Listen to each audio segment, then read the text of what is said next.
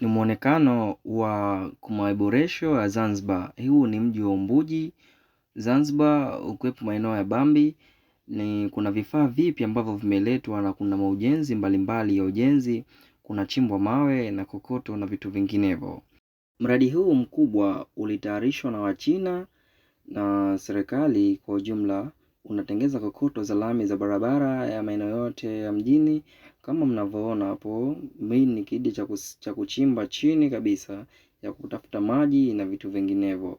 So mji umepoa sasa hivi, eneo kubwa sana amechukua, na pia madudu yashaanza kufanya kazi. Kama unavyoona hapo, yashaanza kufanya kazi baadhi za maeneo sasa hivi, kama kilimo ambacho kilikuwa nasumbuka Wambuji kuelekea njia ya Uroa, imetengenezwa, imeboreshwa kabisa, imekuwa nzuri.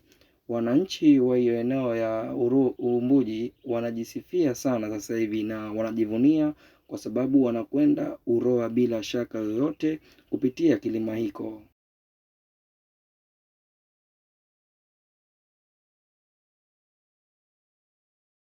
Na kama unavyoona kilima hivi kilivyokuwa, na hapo mwanzo wazungu au wageni ambao walikuwa wanakuja katika huu mji kupita njia ya Umbuji kutokea Uroa, walikuwa wanasumbuka sana na kupita juu pale, kufika pale hawawezi kuja chini.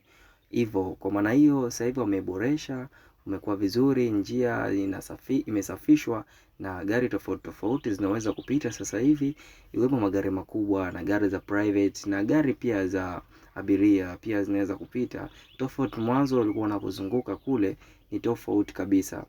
So mradi huu utapokamilika, wanakijiji watakuwa wamejivunia na vitu vingi kabisa kutoka kwa wageni hawa wa China. Na wanakijiji wameahidiwa vitu vingi sana na Wachina. Wamekuja na vifaa vyao bora kabisa Wachina.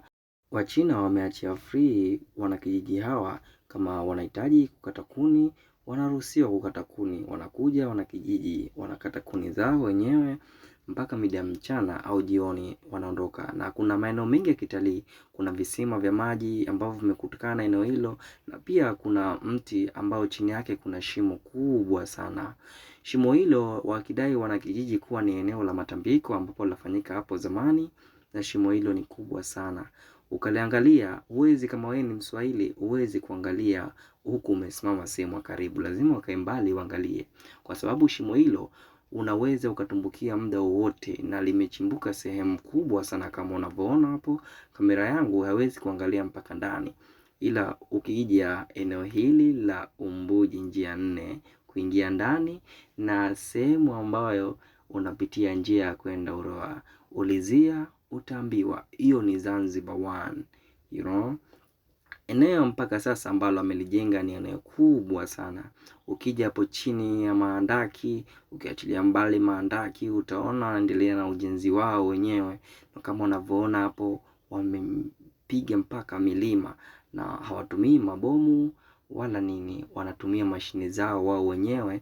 Eneo kubwa kwa kukisia hata heka 52 wamezichukua hapo, wanaendelea na mambo yao. So usisahau kusubscribe channel yetu na kulike and share.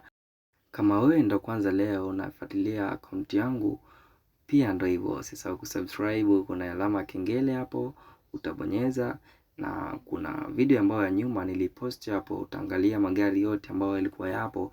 Sasa hivi hapa mengine hayapo, yanafanya shughuli nyingine huko wanapoenda kwa sababu ya uboreshaji wa eneo hili hapa, na pia wameweka kibanda cha security na vitu vinginevyo.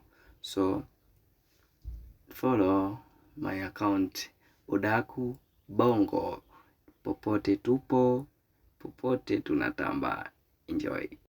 Ukipenda kuniita utaniita Dogonoki TZ au It Is Noki brand.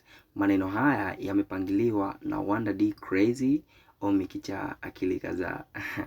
Uboko amende biskuti ya chuma. Asanteni sana.